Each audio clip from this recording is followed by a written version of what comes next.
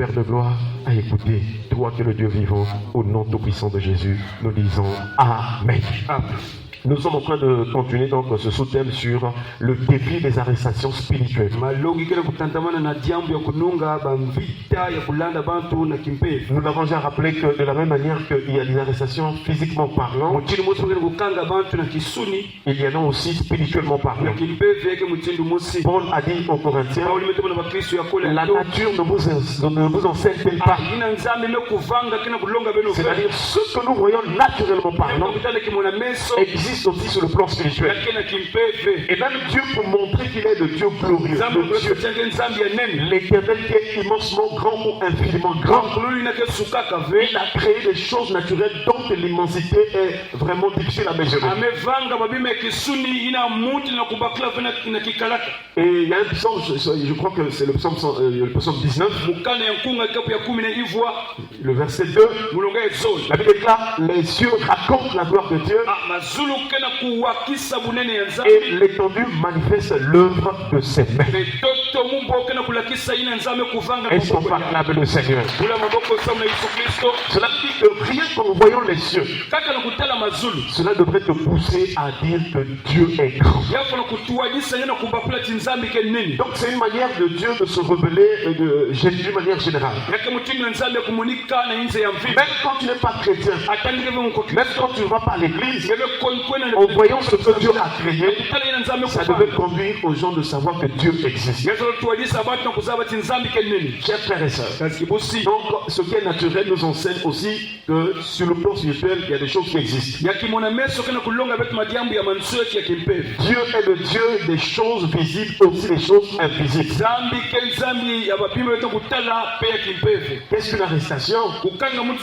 C'est l'action d'arrêter une personne pour l'emprisonner, pour la mettre en prison, pour la tenir à l'étroit, dans une vie serrée où la personne n'est pas libre.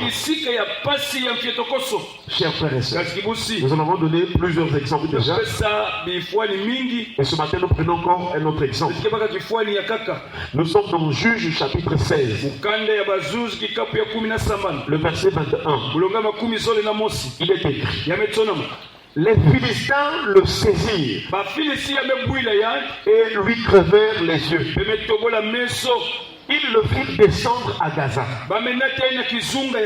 et le lièrent avec des chaînes d'airain. Il tournait la main dans la prison. Ce texte parle donc de l'histoire de Samson. Et qu'il était un juge en Israël. Le juge, c'est cette personne que Dieu choisissait pour venir rendre justice, mais pour venir aussi défendre la cause d'Israël face aux attaques de l'ennemi.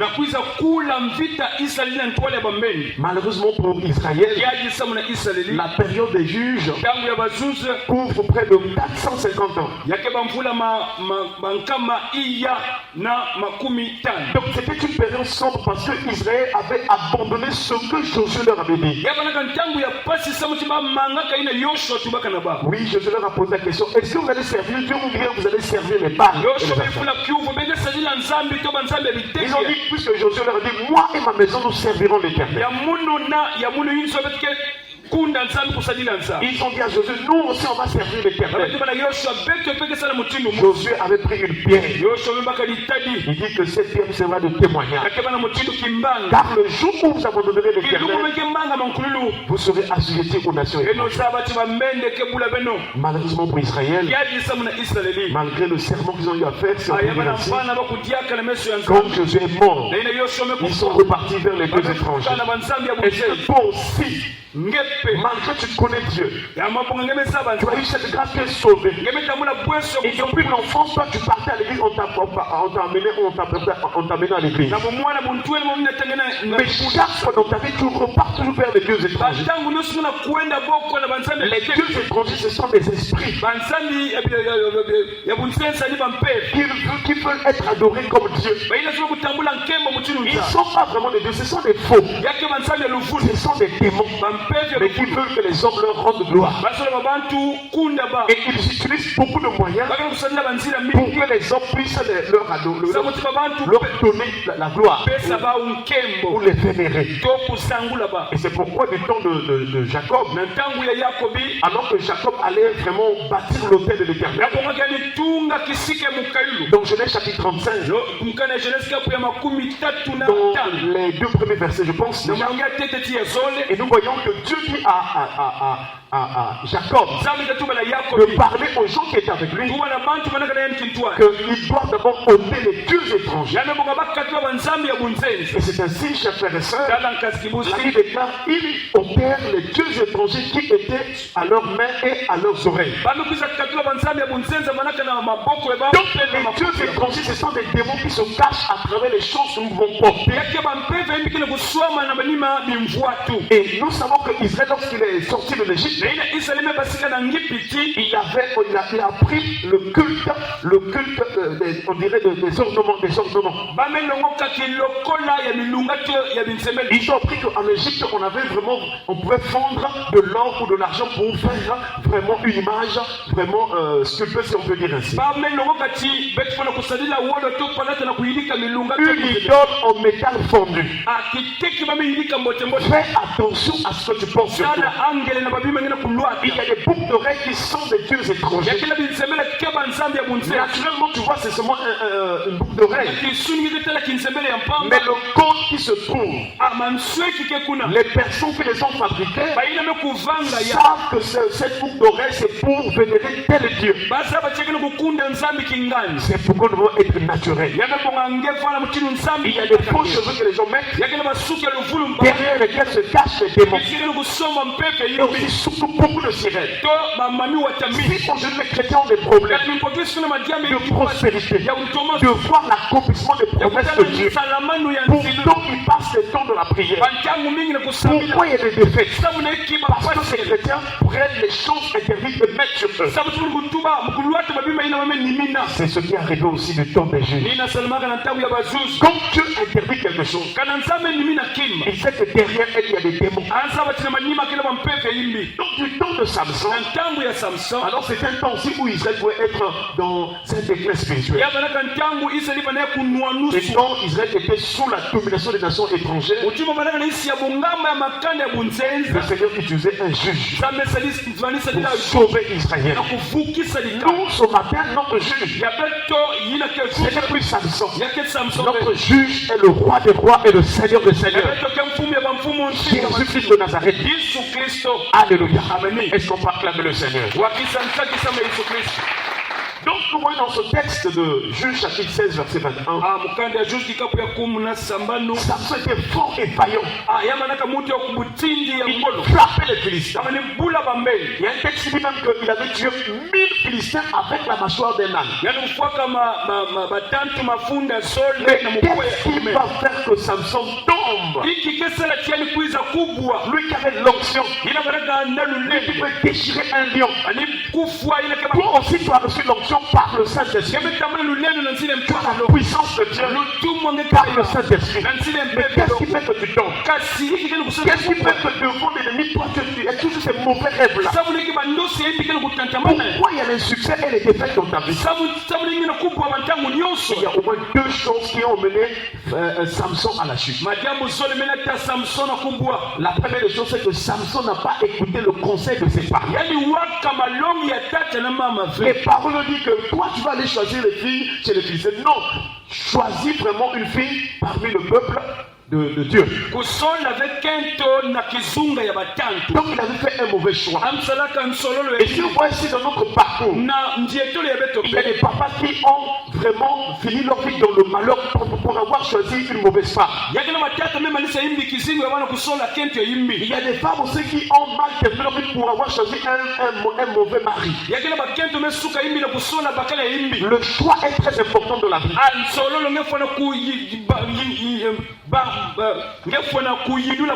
Chers frères et sœurs, choisis toujours en tenant compte de la pensée de Dieu. C'est-à-dire, avant de faire les choix, il faut prier Dieu jusqu'à ce que Dieu te parle, que Dieu te convainque que c'est ce que tu dois prendre ou bien c'est telle personne que tu dois aider.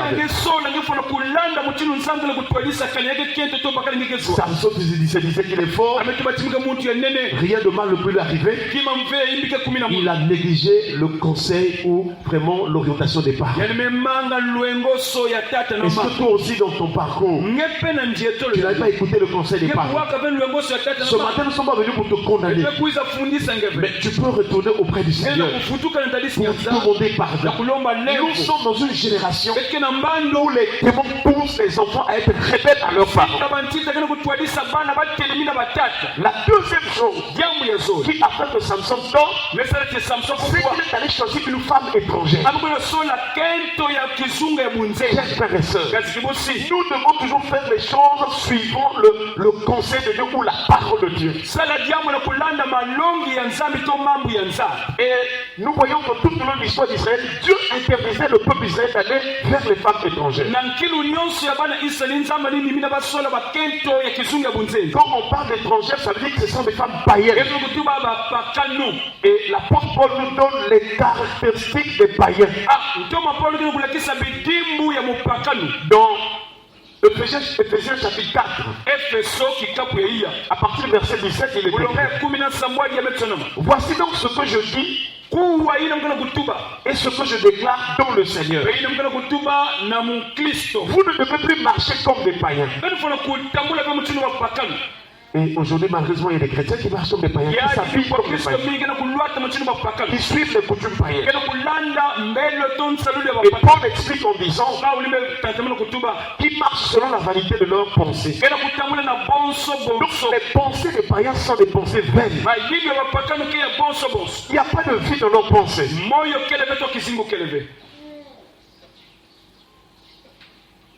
Le verset 18, il dit: ils ont l'intelligence obscurcie. Ils sont étrangers à la vie de Dieu. À cause de l'ignorance qui est en eux. Ils sont donc ignorants.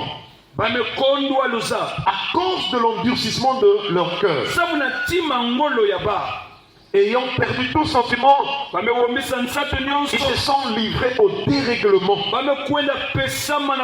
pour commettre toute espèce d'impureté jointe à la cupidité. Alors si tu suis les coutumes païennes, c'est grave parce que tu vas t'écarter de la voie du Seigneur. Si tu te maries avec un païen, c'est grave. Alléluia. Beaucoup de chrétiens sont en train de s'affaiblir parce que leurs compagnies, ce sont des païens. Tu dois aimer tout le monde, mais pour les décisions et les choix dans ta vie, les résolutions à prendre, il faut recourir à la parole de Dieu et aussi aux fidèles en Jésus-Christ. Est-ce qu'on peut acclamer le Seigneur? Quels sont les signes, quelles sont les influences des prisons spirituelles dans la vie de Samson quand les Philistins les ont attrapés? L'ont attrapé. Les Philistins le saisissent. Donc sur le plan spirituel, on peut saisir une personne. Fais attention aux rêves. Quand tu fais un mauvais rêve, tu étais poursuivi. Il faut envoyer le feu de Dieu pour détruire ces œuvres-là. Parce que le diable te saisit. Deuxième chose, et lui crevèrent les yeux. C'est par les yeux que nous voyons. Nous avons des yeux physiques, mais nous avons aussi des yeux spirituels. Dans Ephésiens chapitre 1 verset 18, Paul dit qu'il illumine les yeux de votre cœur. Est-ce qu'on peut acclamer le Seigneur? C'est-à-dire les pensées dans notre cœur. C'est ces pensées-là que quand Dieu nous parle par les pensées, il envoie ces pensées au fond de notre cœur. Et nous vont comprendre ce que nous devons faire pour la gloire. Mais le but du diable, c'est de venir détruire cette intuition, cette vision spirituelle que tu as. Cette compréhension des choses de Dieu. Et s'il réussit à éteindre cela, alors dans cette vie des ténèbres, il va te conduire à gauche, à droite, et puis voilà, tu seras dans une vie, on dirait peut-être d'évasion. Chers frères et sœurs, je ne sais pas ce qui se passe dans ta vie. Tu recevais aussi des visions, mais rien ne marche. Tu ne comprends plus ce qui se passe dans ta vie. Et les Philistins ou le monde des ténèbres aiment détruire la vision, détruire la foi, détruire vraiment ce qui est précieux de spirituel en toi. Est-ce que tu continues à croire comme avant? Est-ce que tu continues à avoir l'amour envers Dieu comme avant? Est-ce que tu continues à avoir la vie de prière intense comme avant? Si tu remarques qu'avant et maintenant il y a un changement en déclin, ça veut dire que quelque part l'ennemi a détruit quelque chose de spirituel. Mais nous prions que le Seigneur te réveille ce matin. Reçois la force par la parole de Dieu. Il a dit réveille-toi toi qui dors. Relève-toi d'entre les morts et Christ t'éclairera. Alléluia. Chers frères et sœurs, troisième chose, ils le firent descendre à Gaza. Nous avons parlé de la captivité. Donc on te laisse justement là où tu es, on te met ailleurs. Fais attention aussi aux rêves que tu fais où tu es ailleurs. Alléluia. Est-ce qu'on avait déplacé ta vie spirituellement? Est-ce que ton esprit a un fil ailleurs? Que le Seigneur te ramène. Alléluia. Si tu étais allé loin de la face de Dieu, que le Seigneur te ramène à l'endroit où il peut te bénir. Alléluia. Quatrième chose, et le lièrent avec des chaînes. Beaucoup de chrétiens disent non. Les chrétiens ne peuvent pas avoir des liens. Non, fais attention. C'est pas parce que tu as cru Jésus que les liens sont autant. Il faut prier. Il faut comprendre la pensée et le langage de Dieu. Lorsque, comment ça s'appelle, Lazare est sorti de la tombe du Jésus, il était sorti, il y avait encore des liens sur lui. Et Jésus a dit déliez-le et laissez-le aller.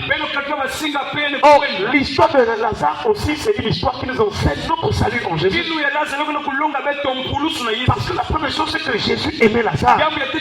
Et nous aussi, Dieu a tant aimé le monde, il a donné son fils. Donc il y a des similitudes dans la vie de Lazare. Deuxième chose, Lazare était mort. Nous aussi, comme Jésus nous a aimés, nous étions encore des pécheurs. Nous étions morts spirituellement. La Bible déclare que Dieu prouve son amour. Lorsque nous étions encore des pécheurs, nous étions morts. Nous étions séparés de Dieu. Christ est mort pour nous. Et son peuple avec le Seigneur. Et ensuite, Jésus va aller se rendre devant le sépulcre de Lazare pour le réveiller, pour le ressusciter. Et nous aussi, Jésus, lorsqu'on a cru en lui, il est venu pour nous ressusciter. Voilà pourquoi pour être en Christ, il faut passer par la mort et par la résurrection. Et cela se fait par le baptême en Jésus-Christ. Il y a un texte de Romains chapitre 6, je crois à partir du verset 3. Il dit, ignorez-vous que nous tous qui avons été baptisés en Jésus-Christ, c'est en sa mort que nous avons été baptisés. Nous avons donc été ensevelis par le baptême en sa mort. Afin que comme Christ est resté des morts pour la gloire du Père, nous marchons en nouveauté de vie. Ensuite, il dit qu'en effet, si nous sommes devenus une même plante avec lui, par la conformité à sa mort, nous le serons aussi par la conformité à sa résurrection. Sachant que le vieil homme a été détruit et son pacte avec le Seigneur. Donc dans le salut, il y a un processus. Ce n'est pas le même jour que quelqu'un a cru. Et puis voilà, il devient vraiment un chrétien fervent. Non. Il y aura des choses là-bas qu'il faut au fur et à mesure que la personne va écouter la parole que ces choses vont tomber. Or, toute chose est sanctifiée par la parole et par la prière. Plus ce nouveau croyant en train de coûter accepter la parole, pour qu'il soit lavé, plus qu'il est en train de prier, et la puissance de Dieu est en train de détruire ce qui était encore en lui, jusqu'à ce qu'il va atteindre la perfection. Alléluia. Samson était libre. Si tu es chrétien et que les choses qui se passent dans ta famille a une influence sur toi, c'est bien. Alléluia. Je prends un exemple. Si dans la famille, tout le monde a le célibat, mais toi tu pries, il n'y a toujours pas de mariage, malgré la volonté des sujets de prière que tu donnes. Quand tu regardes la ligne de la famille, toi tu n'en as pas encore. Ça peut être le signe d'un lien. Ça peut être le signe ça peut être aussi si c'est dans le sens de la maladie aussi, les blocages, la stagnation et bien d'autres choses. Jésus a dit, et cette femme qui est une fille d'Abraham, et que Satan tenait lié. Fils ou fille d'Abraham, c'est une personne qui a la foi. Jésus ne parlait pas de la coutume juive, parce que Jésus est Dieu. Il pouvait t'expliquer les choses en esprit ou bien spirituellement. Or, c'est ceux qui ont la foi comme Abraham, qui ont la foi comme qui sont appelés fils de Dieu. Chers frères et sœurs, les liens et les chaînes existent. Il y a des frères qui sont venus, qui se sont joints à nous, mais qui croyaient à cette doctrine-là. Que quand on a déjà cru en Jésus-Christ, tout est parti, on est bien. Mais quand on voit les actes que tu poses, on voit ta conduite.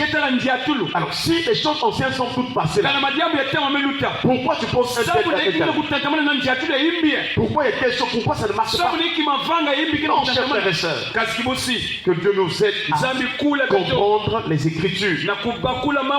Et une autre chose qu'on a fait dans le livre de Samson, on lui a donné une fonction.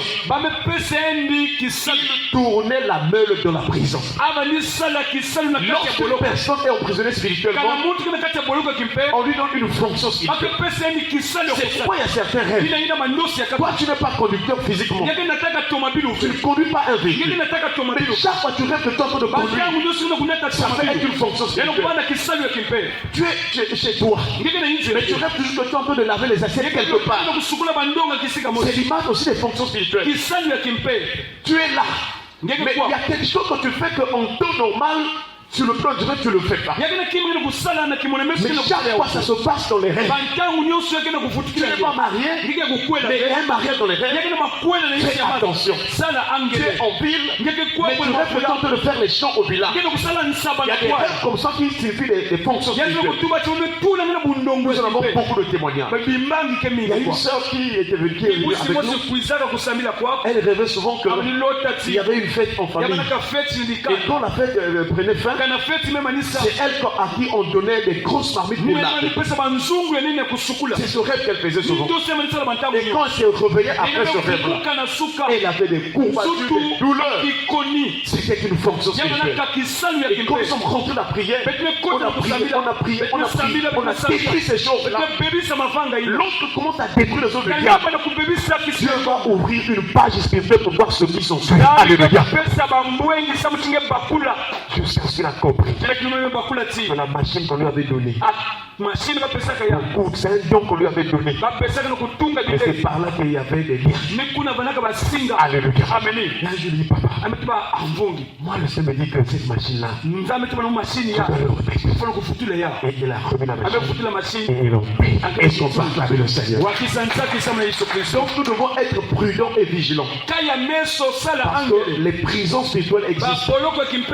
Et ce terme que Dieu nous a donné, relever le défi. Tu ne dois plus laisser que l'ennemi te fasse tomber plus bas. Tu dois rehausser le niveau. Tu dois retrouver ta bonne position.